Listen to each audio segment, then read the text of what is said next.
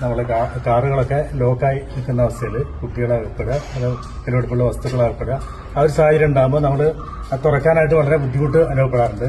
അതിന് പരിഹാരമായിട്ട് നമ്മളിപ്പോൾ ഉണ്ടുള്ള ഒരു ഉപകരണമാണത്. അപ്പോൾ ഇത് ഒരു എയർ ബാഗാണ്.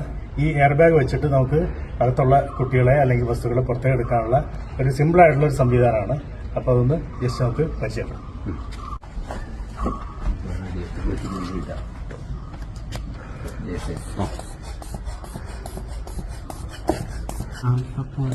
ഒന്നുകൂടി